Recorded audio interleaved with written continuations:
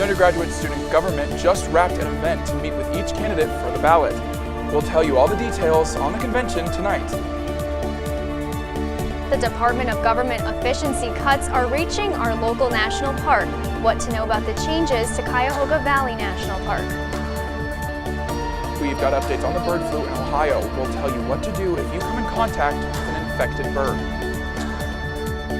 And after considerable concerns of Trump tariffs, a new one-month tariff delay on Mexico. The latest on the U.S. foreign trade policies as Kent Stater TV News at 6 starts right now. This is Kent Stater TV.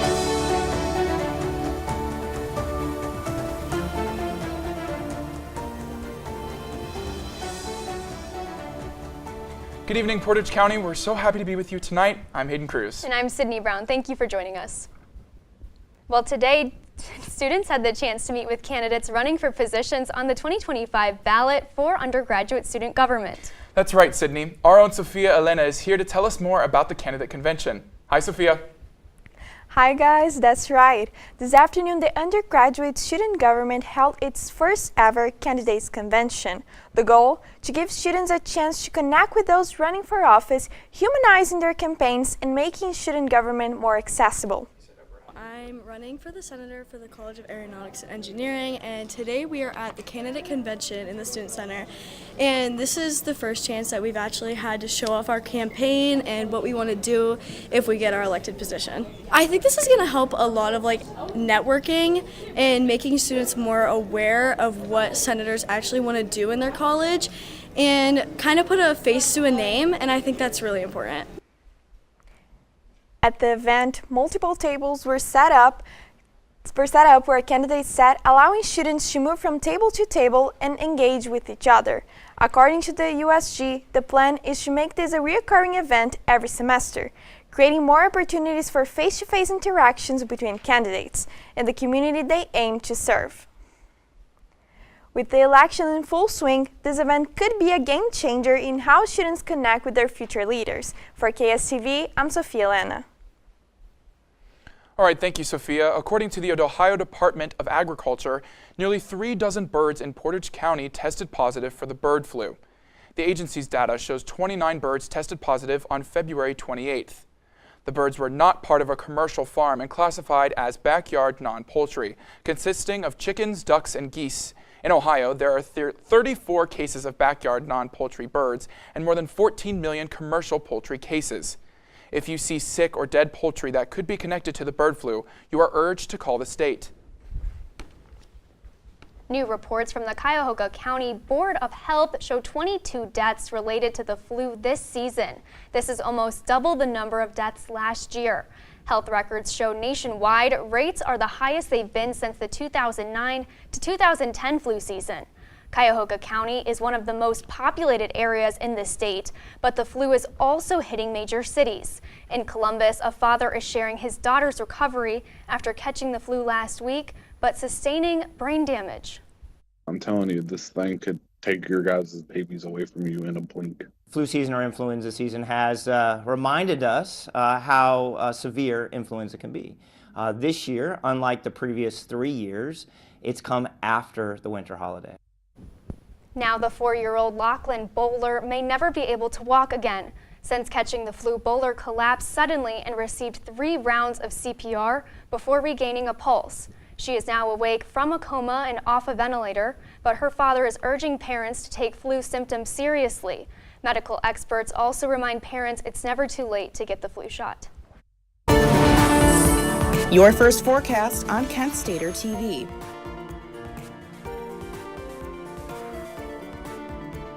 Well, we had a taste of spring this week, but are right back to colder temperatures, right, Ryan? That's right. We were actually given a surprise this morning when we saw some snow, and it was 50 degrees yesterday. So we can expect to see maybe some more colder, or we maybe get some more warmer weathers. Yes, exactly. It's definitely a whirlwind this week, a roller coaster, if you will, but we seem to be through with the snow at the moment. Lots of students are going to be heading home for spring break now, tonight and tomorrow. So what are they expecting as we go into our forecast? Well, let's take a look at what we can expect, as we've seen some snow throughout the morning. But overall today, it's been a little bit more windy. as you can see, is 34 degrees right now in Kent. There's been some flurries that have happened throughout the rest of the day, and overall, it's been more of a windy type of a day. We can expect some more flurries tonight, although it's going to be a lot more cloudy. As we get towards 9 p.m. and midnight, it's going to get a little bit colder, be a lot more cloudy, and we can expect some of the same kind of temperatures and weather. However, tomorrow we're going to expect some snow, and it's going to be happening in the afternoon. Well, this isn't going to be that much. It's only going to be about an inch, and it's going to be a little bit more cloudy through the morning. And it's going to be a little bit of a, expect snowfall to be about 1 inch. But if you're going to want to be careful with the winds as you go outside tonight and bubble up for the weather tomorrow, let's go back to Hayden and Sydney with more news updates. All right, thank you, Ryan. As a part of the Department of Government Efficiency's effort to slash federal spending, layoffs at national parks across the country were announced. And now joining us is Nikki Gajeski with more on how these layoffs are affecting our local national park. Hi, Nikki. Evening, Hayden and Sydney. Yes, protests happened this past weekend to express outrage over this. Groups have even arisen to combat these issues, like the Resistant Rangers. Bringing it local, I spoke to a few near the Kent area who will be affected. Devastating, truly. It's really overwhelming to hear for a student I'm looking for jobs, I'm looking for jobs, and so are those people. I really feel badly for my Park Service colleagues. They're living kind of in this day-to-day, will I have a job feeling right. These people who lost their jobs 2 weeks ago are workers at the National Park Service, which includes Northeast Ohio's Cuyahoga Valley National Park. These were not based on performance. They were not based on anything that the employees did. It just hit their status as probationary, meaning they were new. So no, this is quite unusual. I've never seen this happen. Reuters reports 1,000 new employees were cut nationally across the park system. We do know that there will be in Cuyahoga Valley National Park a reduced support of a reduced number of maintenance custodial workers. So people may find things a little less well maintained than they used to. The 4 probationary workers who were laid off were part of President Trump's efforts to cut federal spending. But these changes and potential future other ones could have a ripple effect on the national parks and the CVMP. This ripple effect is spreading to Kent students who want to join the park forces post-graduation. I was already worried about getting the job after my internship, but now that there's so many more people that are also looking for the jobs, my chances are getting lower and lower. Deandela says for students like Bredick to consider nonprofits as a way to work on behalf or with the parks. I kept my options open. It was always my dream to be a national park ranger, but local parks, state parks, there's other options out there, just not my top pick, It's always a dream. So, Nikki, how does the park plan to move forward with the employee shortage? In a press release, actually, they got back to me. They said they're going to begin hiring seasonal employees to help with the shortage and also to help maintain the parks. You also spoke to the CEO of the Conservancy. Did she have any advice on what visitors can expect in the coming months? Well, she said in addition to future employees like Rhetoric applying for more private ones, she said that visitors can get involved too by volunteering to, again, just help out the park system that they love so much. All right, Awesome. Thank you, Nikki. All right, well, Advanced Auto Parts is planning to close 700 stores and 4 distribution centers this year. The company announced its plans back in November, citing a decline in demand for vehicle parts. In a CSE regulation filing, the company originally reported its plans to close 523 corporate stores and leave 204 independent locations. Advanced Auto operates 232 stores in Ohio, 17 of which have already closed. President Donald Trump made a social media post today announcing a delay on tariffs and backpedaling the administration's original economic plan. The Department of Education is hanging in the balance.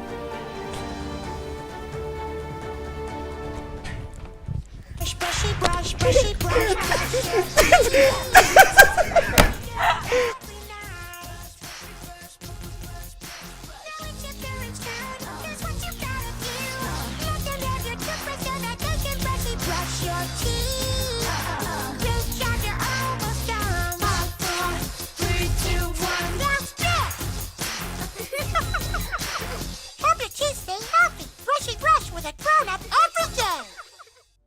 Did you know that children growing up with poor air quality have smaller lungs and higher rates of asthma than children that grow up with good air quality? And unfortunately, poor communities have poor air quality. IQ Air Foundation is working to change this. Today, the IQ Air Foundation provides filtration technology to schools with poor air quality through our Clean Air for Kids program.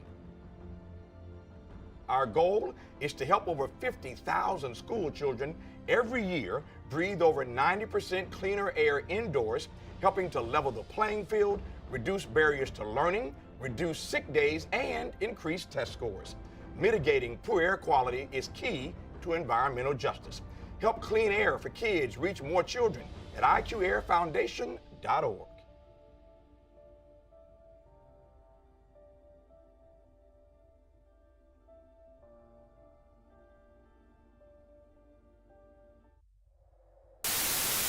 Solo stage where the player spends most of it being hunted down by Infinite. The weapon that performed the best here was the Drill Wispen. Its ability to... He finally is like, I get it now. I get it. I have worth because I'm me. Yeah, and I really liked it a lot. Like, I'm not... What are you staring at? How do you know it's me? No.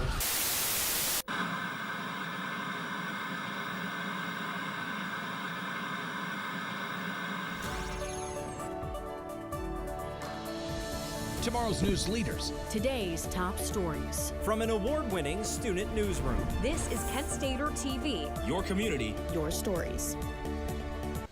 Well, Sydney, it was a very busy week for U.S. politics. Yes, lots ongoing conversations from the Capitol since President Trump's address to Congress on Tuesday. Here to walk us through the latest update is correspondent Katie Waggle. Good evening, Katie. Good evening, guys. Following President Donald Trump's address to Congress on Tuesday, he's continuing to lay the groundwork of his administration. One of these pieces in question is around what is going to happen with the Department of Education. President Trump is preparing to sign an executive order to dismantle the Department of Education.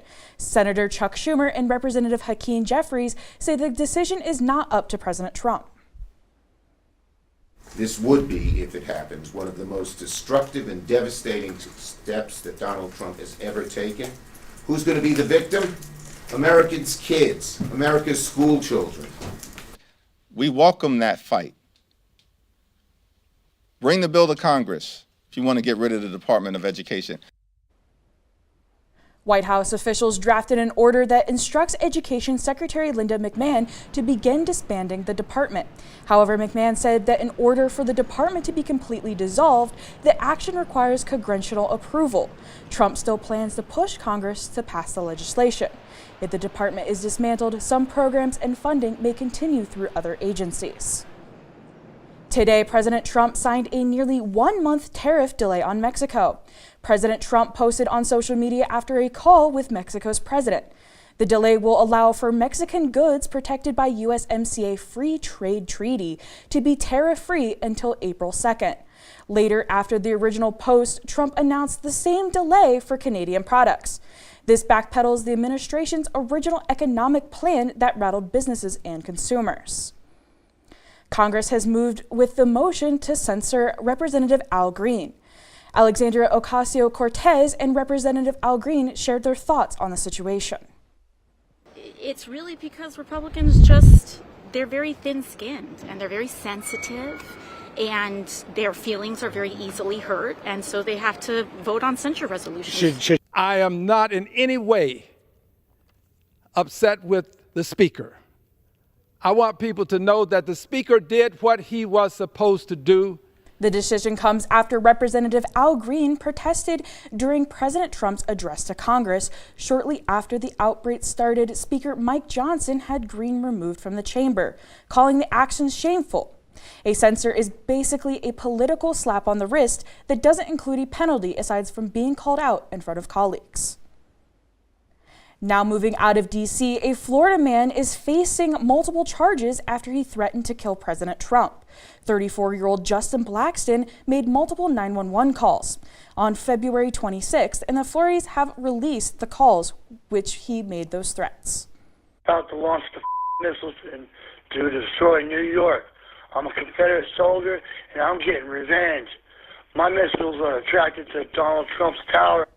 The calls prompted authorities to drive to his home. However, the arrest didn't happen until the next day. Deputies arrested him on several charges, including making threats to discharge a destructive device.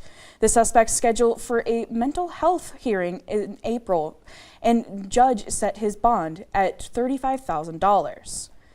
Jason Russell, a former Secret Service agent, says that if you have a president like Donald Trump, who has been making a lot of changes, that can result in more threats. For KSTV, I'm Katie Waggle. Keeping you informed and ahead of the storm, this is your KSTV weather.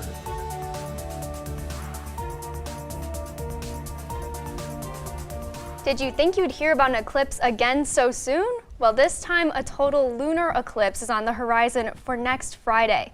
This is the first time in nearly 3 years it will be visible across the U.S. when the moon fully aligns with the Earth and Sun. This full moon will be a striking red color, and unlike a total solar eclipse, this celestial event doesn't require special eyewear, just a dark sky without clouds. Now with more on what to expect for your upcoming forecast is Ryan Mead once again. Hi, Ryan. Hi, I'm back, your weather anchor with more updates. Let's look at our forecast for spring break and see if we can get some warmer weather. Right now in Ohio, it's about the same temperature, although in Cincinnati it's a little bit warmer than everywhere else, averaging around 34 degrees, which is about average for at this time of the year, early March. As we can get closer into the area, we can see that it's around the same temperature, mostly cloudy, nothing really too out of the ordinary, maybe some flurries in there. Nothing too out of the ordinary, just a little bit of clouds, maybe some wind. And then as we get into our weekly forecast, we can see that it's going to be about 38 degrees, it was 41 degrees tomorrow. As we get into the rest of the week, it's going to actually warm up. As we can get into spring break, it's actually going to be very nice, as it's going to be at the 67 degrees on Tuesday. There's not going to be that much precipitation except for tomorrow, which is going to have some snow. But for the most part, it's going to be a very nice week, very warm spring break for the most part. As some people may be traveling, maybe they're going out of town. So this will be a very nice spring break for them as we can go into the rest of the week. And for the weekend, it's not going to be too bad, but for the most part, it's going to be a very good spring break. It's going to be a very warm spring break for most of us, so hopefully we can all enjoy it. Let's get the rest of your Thursday newscast with Hayden and Sydney. Thank you again, Ryan. Heads of the 27 European Union nations are meeting with Ukraine's President Vladimir Zelensky in Brussels today. The meeting comes after President Donald Trump suspended military shipments to Ukraine following his heated Oval Office meeting with Zelensky last week. It is about damn time. This is something that we have been asking for a long time, that the European Union, that Europe is capable of standing up on its own 2 feet. For Europe to say that we are ready to put, finally, our money where our mouth is. Ahead of the special summit, Zelensky thanked European leaders for their support. The biggest challenge for Ukrainian troops is the potential loss of the U.S.-made Patriot air defense systems. The weapons help protect Ukraine against Russia's powerful ballistic missiles. Spring break is right around the corner. We'll tell you what you have to keep in mind if you are traveling. The Cleveland Cavaliers return home in pursuit of their 12th win in a row. Find out how they handled the heat in your KSTV Sports Report. Today I'm going to talk to you about physics. Come on in, girls. Let's go. This is the first rocket to get humans to Mars. Really tall. I'm a rocket structural engineer, designing and building parts of the rocket. You are the generation that will be stepping foot on Mars. Do I have a group of astronauts on my hands? Yes. You can become a rocket scientist or whatever else you want to be. So, I just moved in with this family, and it's embarrassing. The little one, he likes to go outside and crawl around in the giant litter box. I don't know what he's doing. I mean, I was born and I knew how to use the litter box. Look at that. That's disgusting. Oh, poop already. You're making me nervous. Oh, okay, I can't look at this anymore. I really hope he grows out of this, for his sake. Hey, I'm worried about your parents. We need to show them how to spot phishing emails. Agree, the scammers are out of control. And we need to show them how to use a password manager. Plus, help them add multi-factor authentication. Yes, we use MFA at work and it's great.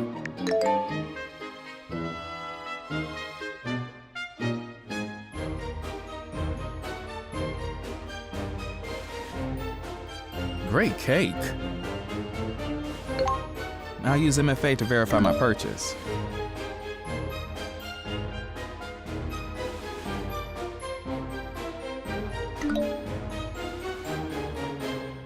Software update? Done. Time to celebrate. For more information on how to keep yourself and those you care about safe online, go to cisa.gov/secure our world. This is your Kent Stater TV Sports Report. Cleveland Browns restructured Deshaun Watson's contract once again, freeing roughly $36 million in cap space before free agency.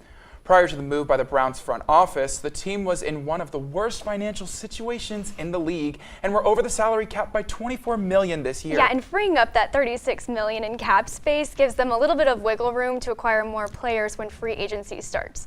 But now with all of your sports updates, we have Anthony Leonardi in studio. Hi, Anthony.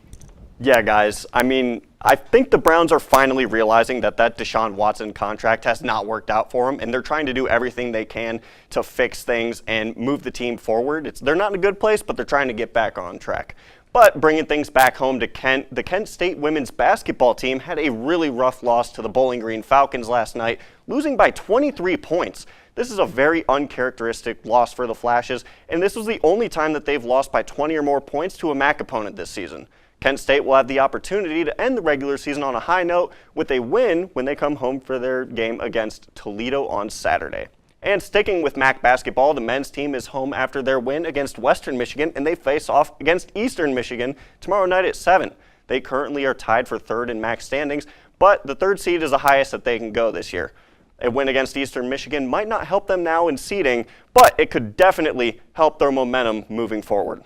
And speaking of momentum, the Cleveland Cavaliers, they hosted the Miami Heat at home. The Cavs were in control of this one pretty early. Look at Darius Garland as he makes all the space he needs to knock down that shot. The Cavs controlled the first half relatively easily. I mean, they had a pretty comfy lead there in the first half, but the Heat would chip away at that. Bam Adebayo, he's going to make that one right in the man's face.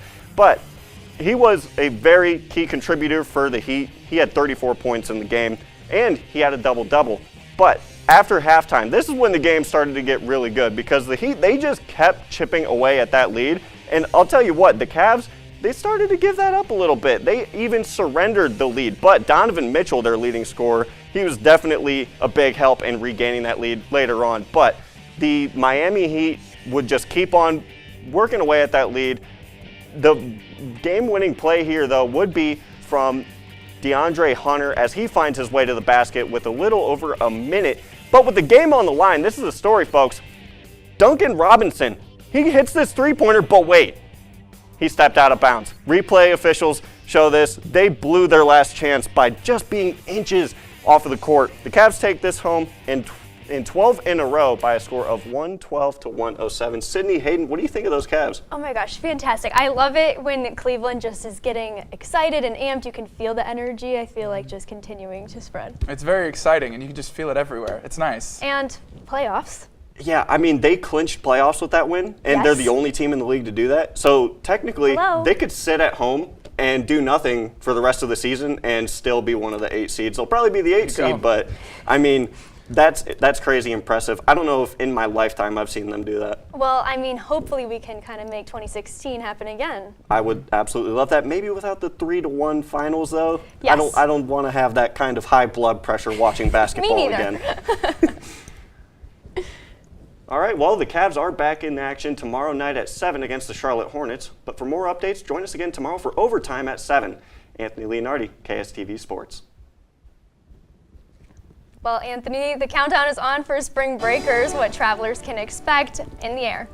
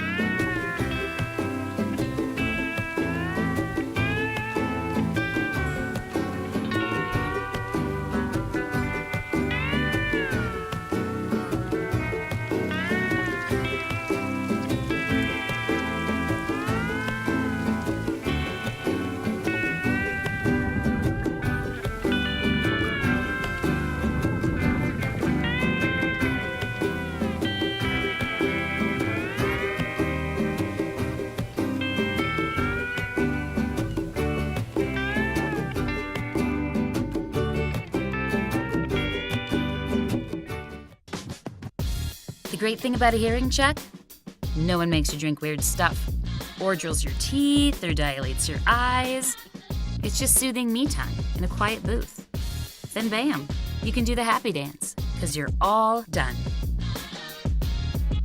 Untreated hearing loss puts you at greater risk for depression and anxiety. So what's holding you back? Let's see a hearing professional and get those ears checked. And let's dance. Not completing high school is more of a social thing than it was an academic thing. Even though all these years have passed, I still had that longing to have my diploma.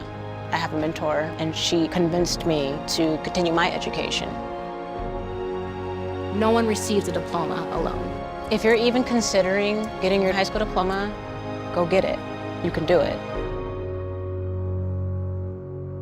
Find free adult education classes near you at finishyourdiploma.org. Spring break great thing season is about a hearing officially underway. The Transportation Security Administration says the peak spring break travel period runs March 6th through the 24th. TSA is expecting air travel passenger volume to increase by more than 5%. So be prepared for long lines and make sure to arrive early. If you plan to travel towards the beginning of the summer, make sure to register for your Real ID by May 7th. All U.S. travelers will need a Real ID to fly domestically. Well, Sydney, are you excited for our spring break coming up starting this weekend? I know, I'm super excited. This is kind of our last day because I don't have class at least tomorrow. We have a meeting though tomorrow. Yes, we do. We do have I'm a meeting. realizing. However, I'm super excited for the little break. It'll be nice. Well, that will wrap our time today. Thank you so much for joining us. For more stories of your community, visit kentstater.com. I'm Sydney Brown. And I'm Hayden Cruz. Have a great night, Portage County.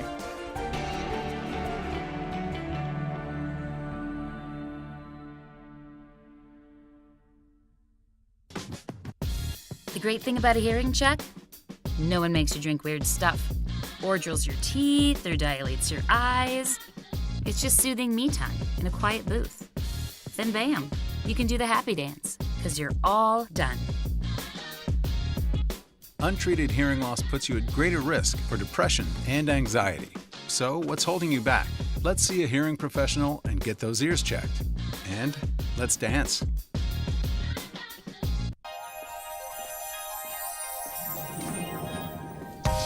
Say with me, imagine what you'd see if every child had a book to read. 'Cause every kid across the nation deserves a book to read, and we can make it happen right now. No, I don't know what you've been told, but kids with books learn so much more. So the mission is for us to get a book to each and every child. So let's join hands, book people unite, unearth hidden passion. To motivate some magic, to change the writing on the wall, writing on the wall. Can make a difference. One book can inspire a child. One book can be the first that helps to change a life. Read to a child today and spark a lifetime of ambition. Not completing high school is more of a social thing than it was an academic thing. Even though all these years have passed, I still had that longing to have my diploma. I have a mentor, and she convinced me to continue my education. No one receives a diploma alone. If you're even considering getting your high school diploma, go get it. You can do it. Find free adult education classes near you at finishyourdiploma.org.